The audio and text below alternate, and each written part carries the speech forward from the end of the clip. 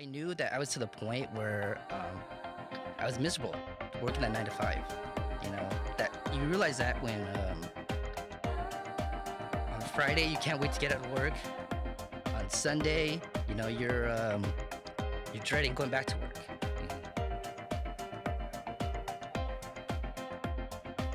Hey, everyone.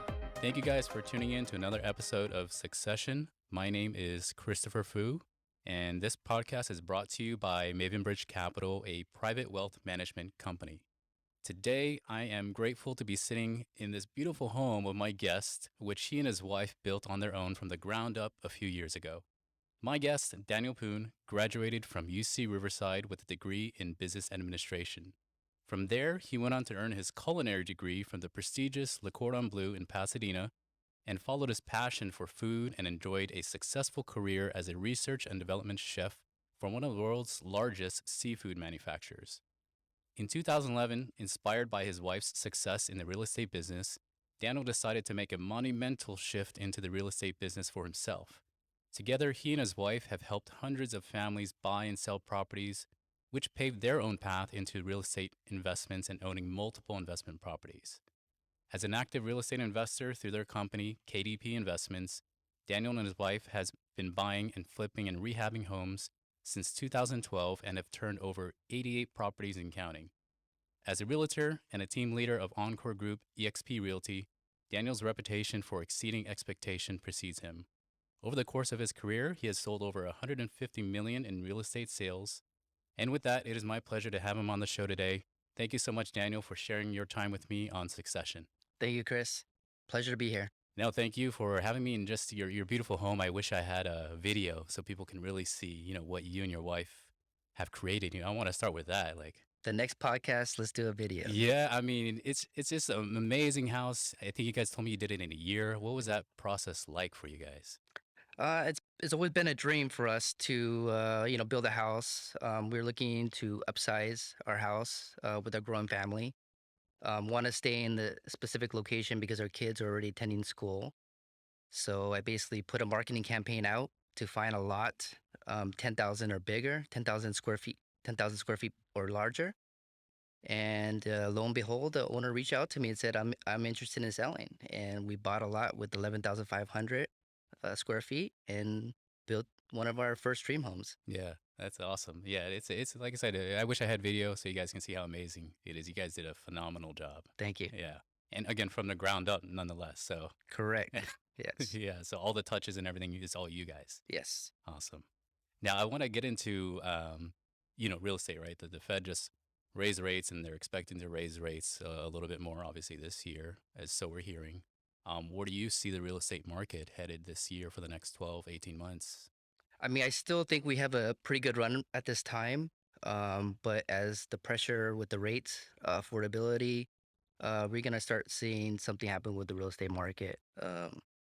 Right now, we are fortunate that there's still very little inventory, which is driving up demand. But as pressure, comes with the interest rates rising, affordability, people are going to be priced out and just want to stop looking because it's very expensive, to live in California. Yeah, I agree. Well, so with that, I mean, if you have someone coming to you and wanting to buy a house, and like you said, inventory is low, what do you typically recommend to them? Like sit tight for a little bit, or how's that conversation going right now? No, I tell them it's still a great time to buy. Rates are still great. The key is affordability. So if you can afford it, you feel comfortable with your payments, let's buy. Real estate goes through its cycles, and in the end of the day, it'll be up. You know, Even if we go through a small recession or a decline in the market, if you can afford it and you hold it long enough, you will be in a good position Yeah, yeah, long term long hold. term. Yeah, Yeah, because I know some people I think today are looking at it as, oh, I'll buy it and sell it in a couple of years, which is what you guys do, but you yeah, guys flip homes and yeah, and you turn it around, yeah. right? How's that been in this market? Looking for properties. It's been a little bit challenging to find inventory, but we built relationships throughout the years that we've been in the business. So a lot of times opportunities are brought to us because of our reputation. our ethics, our word and what we keep and tell people like, hey, we're gonna close and we close, and that's what people want, delivered to them. At the end of the day, because a lot of these times the houses that we buy, people are in bad situations with divorce or health issues where they need the money and they need it fast, or they need a solution for their family without any headaches going on the retail market, people haggling, people trying to negotiate and repairs. So we're a great solution for a lot of people. Got it. Yeah, that makes a lot of sense. Thanks for sharing that. I mean, like we were saying earlier, I mean, you guys have turned over, 88 and counting properties. Um, I think a lot of people they want to get into that, real estate investments, but it just seems so daunting with flipping and all the nuances that you have to, do. Seems like a lot of hassle to most people. Um, what got you guys into that and obviously been so successful doing it? My wife actually dragged me out to a seminar, a flipping seminar. And from there, we always discussed, we wanted to flip one day and never really, put in perspective how we can get to that level of flipping property with that. Okay, we'll save up some money. We'll maybe afford one property to flip, and then we'll, take those profits and then buy one more. But us attending a seminar allowed us to learn how to leverage money and to grow our business a lot faster. Okay. Can you expand on that? Like as far as leveraging, for people? So leveraging money is basically using other people's money and secure it with the property to be able to go a lot further. So we pay either points or interest rates when we started to buy these properties. It's collateralized through the property and allow us to, and we just got it through friends, family, and then as we started doing it, that investor network has grown since. Because we are very honest people. We do things right, and we make sure that our investors are taken care of, um, and they see the returns. At the end of the day, and it's a win situation. Yeah. No, I mean, it makes sense. I mean, obviously being honest in such a big industry, people these are people's homes and Hmm. everything. So they're counting on you, and that's where I think trust, like you mentioned, that's why your business is booming because of that. You're being honest. Yeah, definitely. And one thing that I love watching, on social media is how you bring your kids, to these houses that you guys want to flip. Some of these houses they look really run down. Tell me the idea behind bringing them because I love it. I mean, the dream for us, my wife and I, is to see our kids eventually, take over the business. Everything that we do is for them. So Um, as long as they show interest, I mean, we'll continue to, feed them with that information, that knowledge, so they can, one day do the same thing that we do. Yeah, That's the goal at the end of the day. But if not, if they find some other passion, then we're completely okay with that. But you know, we're passionate about it, so that will easily rub off to them yeah, seeing us, um, having that passion. yeah. Have they given any feedback like, oh, this is really cool what you guys do, or?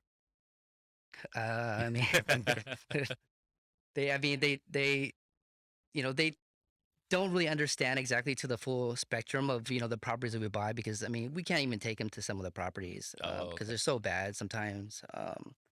But we try to immerse them into seeing maybe after it's cleaned out a little bit. I mean, we're talking about properties you see on TV, either hoarding or just pure filth, and it's not really suitable for young kids to be in those kind of spaces. But we'll clean it out a little bit. We'll show them um, you know, the gist of what we're doing here. We'll walk through, give them a scope of work, and then we'll take them at the end. When we're about to list the property, so they can see, what we've done to the property and how it can transform it. Yeah, I think that's this a beautiful thing just to be able to show them, what it used to look like and what you and your wife, what mom and dad have done to, make it a much better house for someone to now enjoy and to live in. I think it's a powerful message, Yeah, to be able to give them and share yeah, with them. So that's really cool. definitely. Um, Now, as far as you went from culinary chef into real estate. I mean, was there any big hesitation? Because that's a big monumental change. It was a huge hesitation. At that time, I was working with my dad, so um, he's very conservative, very Asian. Like, I mean, he would say like, uh, why would you quit your job? You have a normal paycheck. You're taking a risk. You have a family now. So, Yeah. um, yeah, I mean, it was challenging, but I knew that I was to the point where I was miserable working that 9 to 5. That you realize that when on Friday you can't wait to get out of work. On Sunday, you're dreading going back to work. Hmm. And that for me was like breaking point and saying like, hey, it's miserable here. So yeah, I quit. Um, I was trying to do real estate like part time when I was working to kind of build my pipeline. Took me about a year, and then I talked to my wife and I said, let's go. Yeah. Quit, and then from there, no turning back. Yeah. Yeah, Was there any like preparation that you guys had to do? Obviously, save, make sure, finances were good enough to support, starting a new venture because the income's obviously going to change and all that stuff. we definitely had savings. We were definitely try to be good with our money. And really, it was just building the pipeline, and Yeah. from there is just taking that leap of faith. Yeah. And when you take that leap, it's just you're all in. There's no turning back. You can't go back and say like, "Hey, I'm back." I want to go back to corporate. I was like, I'm not gonna fail at this. Gonna go get it done. Yeah. Thanks for sharing. Do you wish at all you would have done it sooner? I mean, possibly, but I mean, I think I probably wouldn't be ready. You know what I mean? Like things happen for a reason, and you have to get to your threshold where it's like breaking point, Yeah. and from there, that's your motivation. That's your drive to make sure you don't fail. Yeah. Yeah. No doubt. Yeah. Yeah. Now, what is it that you love most about what you do? I love helping people. I love finding solutions. I love mentoring. Love educating. I mean, I want people to be successful. I want people to be financially free. So if I can help anyone get to that point in their life where they can have more time for their family, they can do more things that they want to do, travel. Um, I want to help them. Because that's my goal in life. Growing up, like with my family and everything, my dad worked so much, so we didn't have a lot of vacation time. We didn't have a lot of, you know, um, quality time to spend with him. I mean, because he's providing. So that's one of the goals that I wanted is be able to have that, uh, freedom where I can see my kids grow up. You know, Yeah. Yeah. Thank you so much for sharing that. I mean, I think obviously that's probably a big driver for, for the success and, for you and your wife and what you guys are doing, is again to have that financial freedom, not just for you guys, but for your kids. And like I said, it's so refreshing, that that's also the goal of yours to pass on to other people. I'm sure your clients and everything. absolutely, Um, and I think most people don't realize that, with real estate, they just think, oh, this guy's going to sell me a house. But I'm sure you do a lot more than just sell them a house on top of absolutely. that. And I set it up for them. I mean, I tell them like, hey, clients will come to me. This is my dream house, my forever home. It's like, no, it's not. This is just the first of many. Let's set you up how we can get you more properties so you can work less, leverage those properties, get some passive income, and you can, you know, have you can retire sooner, basically. You know, So you go definitely above and beyond kind of yeah. what most, I don't know if, I don't think all real estate agents do that. I mean, I wouldn't know, but I don't think they do. But I mean, I want to help in any way I can. I mean, because it's been such a big driver for me, a big tool for my life. And I'm just sharing basically what I did. So, Yeah. Awesome. Thanks, man. What would you say makes you and your team different? the team dynamics is amazing. We're very young. We're driven. We love what we do. We love helping people. We're hard working. We know how to turn it on. We like to have fun, but you won't see anyone working as hard as us for our clients. Yeah. Yeah, that's key. Now, how is it working with a wife? It's been a blessing to be honest. I mean, I hear so many stories of people working with their wife or their husbands and it doesn't work out, but we just connect. It's hard to explain, but we know each other's roles. We're definitely good at. We have different strengths. I know what I need to do. She knows what she needs to do, and uh, we hold each other accountable. Um, that's basically it. I mean, it just works out. I mean, we didn't kind of dictate what our roles were. We just basically just went in that direction based on our skill set. Yeah. So Yeah. That's awesome. Like you said, I mean, most people they're like, yeah, I can't work with my spouse. I don't want to bring that home or yeah, whatnot. yeah, But you guys figured out a way, and obviously it's paid off and it's doing well. yeah, And I'm sure you and your team also appreciate that dynamic yeah. as well. Um, Now, with your journey, with your business, what would you say is probably the most difficult thing so far that you've encountered? The most difficult thing I've encountered. Mm,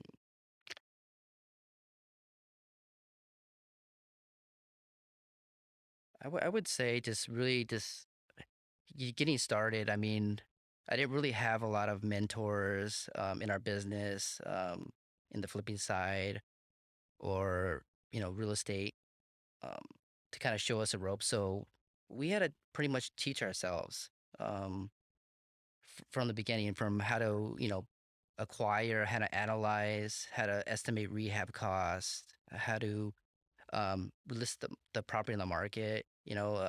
When we started, we were very scared. Yeah. We bought our first property back in 2012. It was off LinkedIn, believe it or not. Oh, wow. Yeah, in Garden Grove, Wow. 210,000, Wow. 200,000 for the house, 10,000 for a wholesale fee. Single family, it's a tiny house, 2 bedroom, 1 bath, 800 square feet or so. Uh, and we just literally moved out the furniture, ripped up the carpet, and relisted it because we were scared to get into the full construction and remodeling. But we made money. We didn't make a huge amount of money, but we made money. We tested a theory, and it's like, hey, we could do this. Yeah. And then the next property we did a little bit more. The next property we did a little bit more. So for us, I think that was the biggest challenge for us. Is really just how do we get started? How do we just take that jump and besides all the fears or putting on the back burner and just get it done and figure it out. Yeah. So, I mean, literally no mentors or anything. You guys had to, I mean, what did you guys do? Like YouTube, read? I mean, I that's a mean, lot of we work. we were part of a group called Fortune Builders, which is like a kind of like a education for investments and flipping. Okay. We did rely on them a little bit to kind of guide us in the right direction, but everyone had different markets. Like there was a mentor or coach up in San Francisco, but it's a complete different market. So utilizing their resource and their tools, it just wasn't going to work for our market. Okay. So, like I said, it's just something that we just had to figure it out, like just do it. Wow. Kudos to you guys. I'm sure that that must have been tough. I mean, it obviously wasn't easy in the very beginning, right? I mean, just trying to get it done. And like you said, a lot of fears, the financial fears. What if it doesn't pan out? What if Yeah. it doesn't work out? Yeah. And I think that's probably the number one fear, right, for most people is, what if it doesn't work out? I don't want Yeah. to take that risk. 100%. Yeah. Yeah. I mean, what would you say to them at that point? Call me so I can help you. Yeah. I mean, that's why I'm big on mentorship because I don't want people to kind of go through that because, like I can help in any way. You know what I mean? Whether analyzing a property or just reviewing. And I'm big on just straight numbers. There should be no emotion involved in when you buying a property. Once you involve emotion, then that's the potential opportunity to lose money. Yeah. I think that's the biggest problem, Yeah. probably, right? Yeah. That most people have For is the sure. emotion. For sure. I mean, I hear so many new investors. I just want my first property. I just want it. At that point, they're forcing it, trying to make it to work. And, especially in the market that we're in, we're talking a big, huge asset. So that one deal could really, tarnish and hurt your family, Yeah. if you don't do well, so.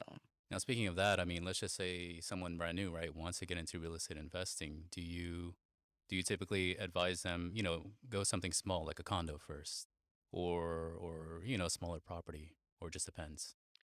I would say stay away from luxury. Stay away from luxury. Yeah, I What would does that mean? like, really high end, Okay. probably over, 2 million or so. As you get into that, that price point, you have higher finishes, longer hold times, pick your buyers. So I think, the entry level market, which could be a condo, single family, which is a good, market to be in because your buyer pool is larger, Mm-hmm. a little bit safer. But again, it's the most competitive. So could be hard finding the opportunity. Yeah, that makes a lot of sense. Yeah. Well, what about for people that want like now rental income as opposed to flipping? Same situation. If they want to buy their first rental property, would you say start small as well, or go single family because you get more people potentially that will rent from you as opposed to a condo? It just really depends on your risk averse and what you prefer. I mean, I think people that buy condos, townhouses, they kind of don't like that whole maintenance issue of maybe landscaping or exterior or roof. So that comfort level might be good for them versus single family. You don't have the association, and you have to handle a lot of the exterior stuff yourself as an owner. Yeah. Um, I typically don't like associations because they take a big portion of your cash flow. So that's why I tend to, you know, tell my clients to buy single family. And I think you have more versatility as far as adding on, um, putting a second unit, accessory dwelling unit in the back, double your income. Um, so that's pretty much how I advise my clients typically is if you can afford it, go for that single family route. Yeah. That makes sense. A lot more flexibility, Yeah. like you said.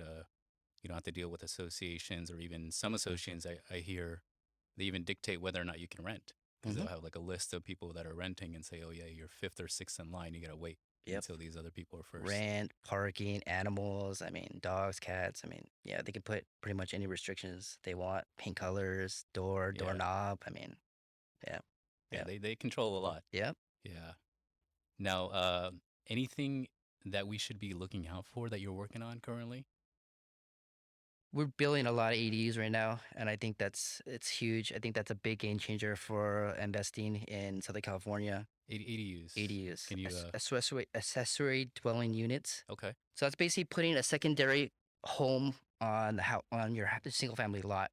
Okay. Um, California guidelines have reduced restrictions to allow everyone pretty much to put a second unit in their backyard. Oh, wow. Okay. And this is full, like you said, with kitchen and all that. Full kitchen, bedroom, baths. Huge appreciation because it's adding square footage, bedroom count, kitchen to your existing value. But not only that, you can generate additional rental income with that second unit. So if you put it in perspective as far as a duplex, typically you can buy a duplex 800,000, $2 million in Orange County. So when you break down the cost per unit, it's about $400,000 to $500,000 per unit. You can build an ADU about 150 to 250,000 depending on the size and what type of ADU.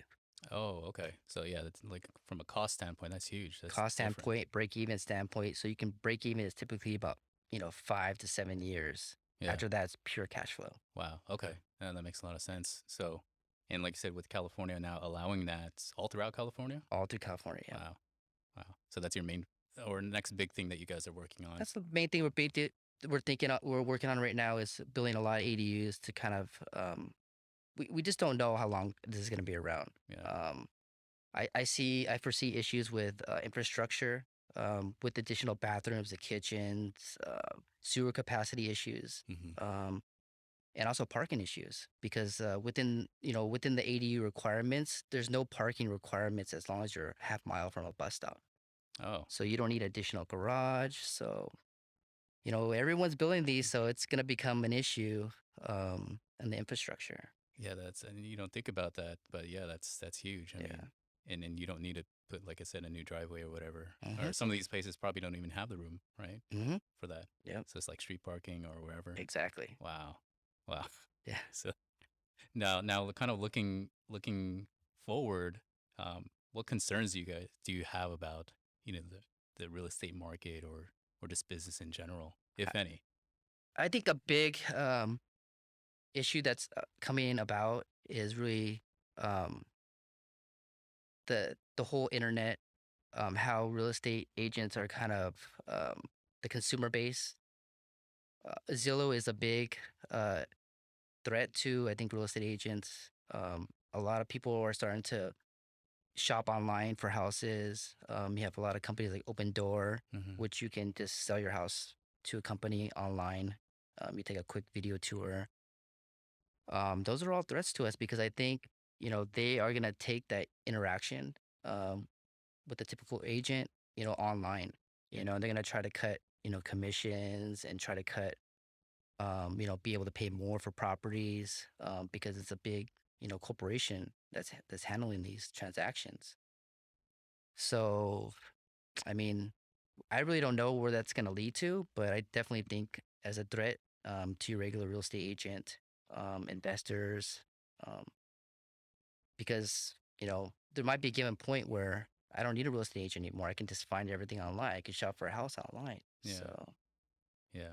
Yeah, it reminds me a lot of my industry as well. You hear things like robo mhm, advisors, right? Basically, you can go online and plug in data and they can spit out a plan or whatever, mhm, for you. But I think the biggest key element that people are going to be missing is that human element. Like you said, what makes you different is that, you go above and beyond just selling someone a house. You tell them, no, this is not going to be your first home. This is going to be your, starter home. We're going to help you build wealth this way, or that's not something they're going to get for sure. from an And online platform. everyone's situation is different, so you really got to cater to their needs and wants. Yeah. And just dealing with the online platform, you can't get that interaction or that. Yeah. Yeah, I mean, it's crazy technology. It's a good thing, but also sometimes it can hurt us as well too. So Correct. I think as long as we just stay true to what we were doing, then it should be fine. Yeah, yeah. Yeah, or I at least hope agree. so. I agree. Yeah, I agree. Now, this is something I like to always ask. Any morning rituals, anything that you do to get your day started? Morning rituals. Yeah, for sure. Like to have coffee in the morning for sure. Hmm. Breakfast with my kids. Usually take my kids to school and then I go do my yoga, You do yoga. exercise. Yeah. What is it about yoga that you love? I like the mental cleanse. I like it's a hot yoga, so it's hot. It's mentally challenging as far as the heat. Uh, it's very good for my back because I've been having back problems. So that's definitely a plus. And for me, it just helps me reflect. It's quiet time Yeah. where I can reflect on life. Our teachers typically will reflect on something that's happening in their life, which I can relate to and apply it to my life. So I kind of like that 45 minutes to an hour where I can just quiet time and just reflect on what I need to get done. How I can be a better person, what I can do differently, how I can be a better parent, how I can be a better husband, Hmm. and just continue to grow and be a better person. Yeah. I mean, kind of segueing on that, I mean, how have you kept, your success going? Is it just doing things like that? Is it, goal planning, sitting down with the wife and saying this is going to be our vision for the next 10 years? How do you do that? For me, it's just passion. Hmm. I love what I do. So every day I come in to do work, it's not work. It's passion. I get to help people. It's very rewarding. Yeah, just that's all it is Yeah. basically. It's not work. Yeah. So when it's not work, the problem is I want to work too much. So that's why my wife has to pull me away. Like, hey, it's family time. Stop Yeah. working. But that's the challenge I come across. This is I can't express enough. Is just find that passion, and you'll never work a day in your life. Yeah. Yeah. I mean, that you said it beautifully. I mean, I think if you find that passion, it's not like you said, it's not work Yeah, anymore. yeah, And all the fruits of all the hard work follows shortly after that. for sure. And I think that's important because most people, we live in an age, right, with social media. They look at things and be like, man, those are nice houses, those are nice cars. I want that right now. But obviously, you had to work your way up. It didn't happen overnight, Yeah, but for you had to sure. have that passion to make that big jump, Yeah, that risk, yeah. you know. Trust me, this we worked a lot of hours and a lot of sacrifices. It looks all gravy, on the surface, but we work very hard, and when people are sleeping, we're working most of the time. So Yeah. we put in that work. It might not show it, but for sure, Yeah. it's a lot of grueling hours, and but now we put that work in where we can have more flexibility and delegate and manage and create more of a structure for our business. Yeah. Awesome. Yeah, Now, for me, the goal of this podcast, right, is to help pay forward, to help people attract more wealth, more wisdom, more fulfillment in their life. What kind of advice can you give to people as far as to, how they can achieve more wealth and fulfillment? And more wisdom. I mean, definitely continue to educate yourself and grow, read books, talk to people, ask questions, find mentors, people that are doing it, Hmm. because they're gonna be willing to help you, get to that level. Um, sorry, I missed Uh, the I lost my train of thought, but what was the question again? I yeah, had just something. helping people just achieve more, wealth, wisdom, Uh, fulfillment in life. I mean, I'm a big I believe a lot in assets, Hmm. so I would say buy a property, buy more properties if you can. Leverage your money, leverage the bank's money, but do it responsibly. Yeah, You know, real estate is gonna go through its cycles, but at the end of the day, you will be up, and just make sure that you can afford your payments. yeah, That's basically it. I mean, I believe on assets for everything basically. So when my kids are ready for to go to college, I'm probably gonna leverage a property. Or I'll sell a property if I'm big on leveraging tenants. I love mhm, tenants because you know my tenants, my mentality is if I want to go on vacation, okay, figure out how my tenants can pay for my vacation, figure out how the tenants could pay for my new car payment. So it's just the mentality of thinking of leveraging. I gotta buy another property so I can get tenants to pay for the more things that I want. yeah, Yeah, yeah. Speaking of car, you just bought a beautiful car. thank you. It's been a dream. Yeah, yeah. What year is that? It's a 1990 Oh man, uh Porsche Carrera too. yeah, it's Yeah, beautiful. yeah. Thank you. Now a big thing for me, when working with my clients is trying to help them define, what I call their financial why.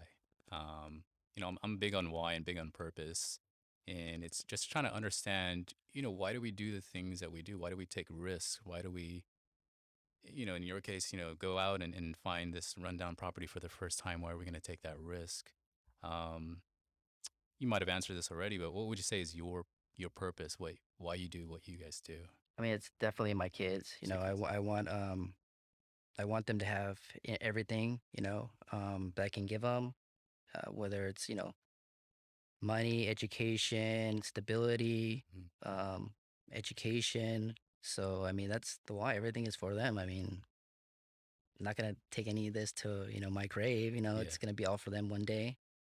So, what I can give to them in society and be a good person and contribute to that, I'm all in. yeah, And as far as the flipping, typically when we buy a house like this, I mean, if they're really poor condition, it's uninhabitable.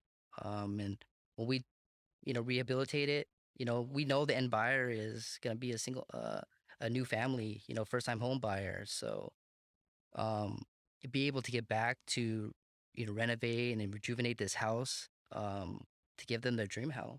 Why not? Right. yeah, yeah. No, thanks for sharing that. I think that's so important again to the kids, as a purpose, right? Yeah. Building a legacy essentially is what you're doing, your That's the goal. purpose. That's the goal. Yeah. Yeah. Now, what would you think, or what do you think the Daniel 20 years from now would tell you today, 20 years from now, like go back and say, do something differently, or just any advice the 20-year from now Daniel will tell you? buy more property, buy more property, keep everything you can keep. Yeah.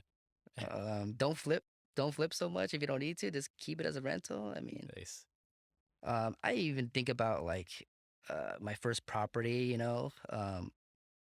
I should have bought like a duplex or a triplex. And lived Hmm. in one unit and rented the other. I Hmm. mean, just that small, change could have made a big impact or change.